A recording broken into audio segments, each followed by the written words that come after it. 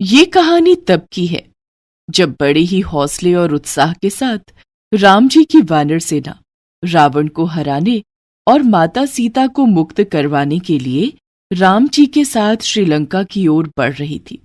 वो जब आगे बढ़ रही थी तो विशाल समंदर देखकर रुक गई। फिर लक्ष्मण ने राम जी को एक बाण दिया जिससे वह पूरा समुद्र सूख जाता। लेकिन फिर जैसे ही श्री राम जी ने तीर कमान संभाला, उतने में समुद्र देव जी उनके सामने प्रकट हुए। प्रभु, कृपया ऐसा ना करें। आप भली भांति जानते हैं कि आपके इस बाण से सारा समुद्र पल भर में सूख जाएगा। मुझ पर ऐसा अन्याय मत कीजिए प्रभु। अगर आप चाहें तो आप समुद्र पर सेतु बनाकर ये समुद्र पार कर सकते हैं। आपका ये सुझाव हमें पसंद आया समुद्र देव। इस तरह तो हम दोनों की समस्या का हल निकल जाएगा। इसके बाद श्री राम की वानर सेना सेतु बनाने लगी। नल और नील पत्थरों पर राम लिखते और बाकी की सेना उन्हें समुद्र में उठाकर रखती। उन पत्थरों पर श्री राम का नाम लिखने से वो पानी में डूबे नहीं और ऊपर की ओर तैरने लगे। ये देख सभी वानर सेना बहुत खुश हुई। फिर सेतु बनने का निर्माण कार्य जोरों शोरों से शुरू हुआ। समुद्र किनारे बैठे श्री राम, लक्ष्मण और हनुमान जी के साथ ये सारा नजारा देख रहे थे। तभी वानरों ने आकर हनुमान जी से शिकायत की। प्रभु, सारा कार्य ठीक ठाक से हो रहा है, लेकिन एक छोटी सी गिलहरी सागर के तट पर इधर उधर घूम रही है। अगर कहीं वो हमारे पैरों के नीचे आ गई तो दबकर मर जाएगी। शरीर पर रेत लपेटकर उसे सेतु पर आकर गिरा देती। हनुमान जी उस गिलहरी की मंशा समझ गए। उन्होंने जाकर गिलहरी की पूंछ पर पांव रख दिया।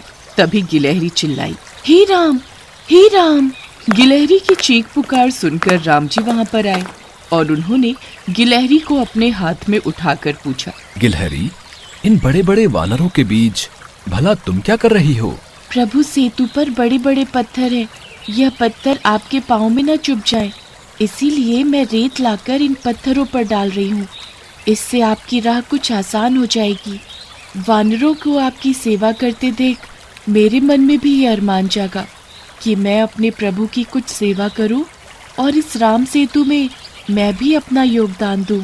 गिलहरी, तुम्हारे रेत के कुछ कण डालने से भला क्या ही होगा? प्रभु, आप सत्य कह रहे हैं।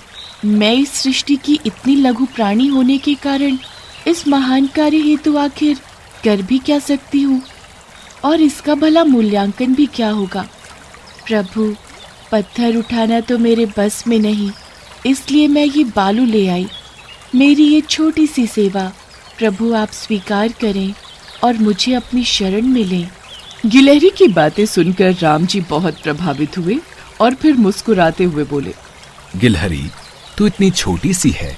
हनुमान ने जब तेरी पूंछ पर पांव रखा तो तुझे बहुत दर्द हुआ होगा ना? बता, इसके लिए मैं हनुमान को क्या दंड दूं? प्रभु, यह तो हनुमान जी के चरणों की कृपा थी कि उनके चरण मुझ पर पड़े और मैं आपके हाथों में आ गई और मुझे आपकी कृपा मिली। तुम नन्ही सी जान हो, अतः मेरे प्रति तुम्हारा ये समर्पित प्रेम अतुलनीय है। संसार में तुम जहां कहीं भी रहोगी, लोग तुम्हें देखकर मुझे याद करेंगे और मेरी परम भक्त मानकर तुम्हें सदैव अच्छी दृष्टि से देखेंगे। मैं तेरी ये सेवा कभी नहीं भूलूंगा। रघुकुल पर तेरा ये एहसान रहेगा। युगों युगों तक तेरी ये कथा सुनाई जाएगी। फिर भगवान श्री राम ने जब ये वचन कहकर प्यार से अपनी उंगलियों से उस गिलहरी को सहलाया तो उसी दिन से गिलहरी की पीठ पर राम जी की उंगलियों के निशान धारियों के रूप में उस पर छप जाते हैं।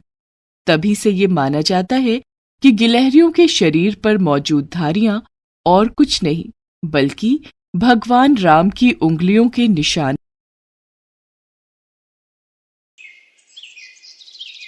पौराणिक कथाओं के अनुसार भगवान राम ने त्रेता युग में सारे कार्य संपन्न कर लिए थे और उनकी सारी लीलाएं समाप्त हो चुकी थी। धरती पर उनके जीवन की अवधि भी समाप्त होने का समय आ चुका था। लेकिन समय समाप्त होने के बाद भी मृत्यु के देवता यमराज भगवान राम के समीप उनके प्राण हरने नहीं आ पा रहे थे।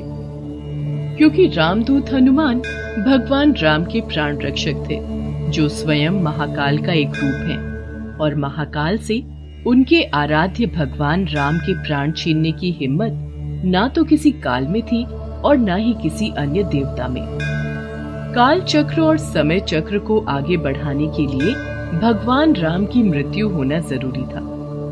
ऐसे में भगवान राम ने एक उपाय निकाला और अपनी एक अंगूठी महल के किसी छेद में गिरा दी और हनुमान जी से बोले, हनुमान, मेरी प्रिय अंगूठी धरती में वहां उस छेद में चली गई है। क्या तुम पाताल लोक से मेरी अंगूठी ढूंढकर ला सकते हो? प्रभु, बस इतनी सी बात। मैं अभी जाता हूं और शीघ्र ही आपकी अंगूठी लेकर आता हूं। हनुमान जी अंगूठी ढूंढने पाताल लोक में चले गए। वो अंगूठी को पकड़ने जाते और वो और नीचे चली जाती। हनुमान जी पाताल लोक में पहुंचे। वहां वो नागों के राजा नागराज से मिले। नागराज ने उन्हें अंगूठियों से भरा एक कक्ष दिखाया। इस कक्ष में बहुत सारी अंगूठी रखी हुई हैं। आप प्रभु राम की अंगूठी ढूंढ सकते हैं। यहां तो बहुत सी अंगूठियां पड़ी हैं। इनमें से प्रभु राम की कौन सी है, ये मुझे देखना होगा। राम जी की युक्ति काम आ गई। हनुमान जी अंगूठी ढूंढने लगे। इसमें उन्हें काफी समय लग गया। हनुमान जी को अयोध्या में न देखकर यमराज ने अयोध्या में प्रवेश किया और वे एक संत का रूप धारण कर भगवान राम जी के महल में पहुंच गए। तब संत के भेष में यमराज भगवान राम से मिले और भगवान राम से बोले, प्रभु, आपको मुझे वचन देना होगा कि हम दोनों की बातों को गुप्त रखा जाए और जो कोई भी हमारी बातों को सुने उसे मृत्यु दंड दिया जाए। आप निश्चिंत रहिए, मैं इसी क्षण सभी द्वारपालों को बाहर भेज देता हूँ। राम जी ने लक्ष्मण को बुलाया और उनसे कहा, लक्ष्मण, ये मुनिवर मेरे साथ कुछ गंभीर वार्तालाप करना चाहते हैं। तब तक तुम द्वार पर ही पहरा देना और कोई भी अंदर ना आने पाए, इस बात का ख्याल रखना, वरना तुम मृत्यु दंड को प्राप्त हो जाओगे। जो आज्ञा भैया, मैं आपके आदेश का पालन करूंगा। लक्ष्मण के जाने के बाद उस संत ने भगवान राम को अपना असली रूप दिखाया और बोले, हे प्रभु, मैं आप ही का सेवक हूं और आपने ही मुझे ये कर्म दिया है कि इस संसार से समस्त जीव जंतु एवं प्राणियों का प्राण हरना, और ये मेरा धर्म भी है। मैं भगवान शिव और ब्रह्मा की आज्ञा से आपसे ये कहने आया हूं कि आपने जो अपना समय इस पृथ्वी लोक पर निश्चित किया था, वो समय पूर्ण हो चुका है और अब आपको अपने धाम लौट जाना चाहिए। इससे सभी देवी देवताओं में आपको विष्णु स्वरूप में देखकर उत्साह की लहर दौड़ जाएगी। इस पर भी हे प्रभु, आपको कुछ और समय इस पृथ्वी लोक पर बिताना है तो आप रह सकते हैं। भगवान राम तो अंतर्यामी हैं। वो यमराज की बातों को सुनकर मंद मंद मुस्कुरा रहे थे। भगवान राम और यमराज के बीच वार्तालाप चल ही रही थी कि इतने समय में भगवान राम के महल में दुर्वासा ऋषि आ पहुंचे। प्रणाम गुरुवर, कहिए मैं आपकी क्या सेवा कर सकता हूँ? हमें भगवान राम से मिलना है, अभी तुरंत। गुरुवर महाराज, भैया राम अभी किसी से नहीं मिल सकते। उन्होंने किसी को भी कक्ष में न आने का आदेश दिया है। मैं उनके समक्ष नहीं जा सकता। लक्ष्मण की बातों को सुनकर दुर्वासा ऋषि को क्रोध आ गया और वो श्राप देने लगे। मेरा इतना घोर अपमान! अगर मुझे राजा राम से नहीं मिलने दिया गया तो मैं पूरी अयोध्या नगरी को अपने श्राप से जलाकर भस्म कर दूंगा।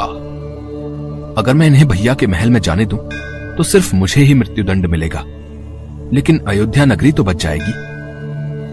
गुरुवर, मैं भैया को आपके आने की सूचना देकर आता हूँ।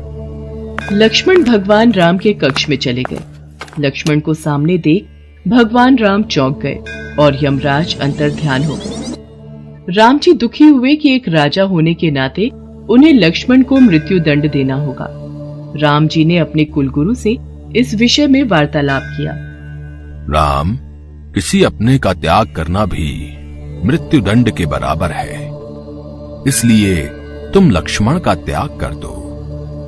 लक्ष्मण ने गुरुदेव और राम जी के बीच हुआ वार्तालाप सुन लिया और वे श्री राम से बोले, भैया, आप मेरा त्याग मत करना, मैं ये सहन नहीं कर पाऊंगा। आपके वचन का पालन करते हुए मैं स्वयं ही अपने शरीर का त्याग कर दूंगा। लक्ष्मण ने अपने भ्राता श्री राम का वचन निभाने के लिए अयोध्या की सरयू नदी में समाधि लेकर शेषनाग का रूप ले लिया और फिर भगवान विष्णु के निवास स्थान क्षीर सागर में जाकर उत्पन्न हो गए। उसके बाद भगवान राम भी लक्ष्मण के वियोग में थे। उन्होंने भी सरयू नदी में जाकर जल समाधि ले ली और अपने परम धाम को चले गए। उसके पश्चात हनुमान जी जब अंगूठी लेकर वापस लौटे तो प्रभु राम को महल में न पाकर हनुमान जी बहुत दुखी हुए। प्रभु, आपने जानबूझकर मुझे पाताल लोक में भेजा था ताकि मैं आपको रोक ना सकूं। प्रभु, आपकी आज्ञा पाकर मैं धरती पर ही रहूंगा और जहां कहीं भी आपके नाम का भजन और कीर्तन होगा वहां मेरी कृपा हमेशा बनी रहेगी। हनुमान जी को भगवान राम जी से अमरता का वरदान प्राप्त है। इसीलिए कहते हैं कि आज भी जहां कहीं पर भी भगवान राम के नाम का भजन कीर्तन होता है वहां हनुमान जी अवश्य आते हैं और भक्तों को अपना आशीर्वाद देते हैं।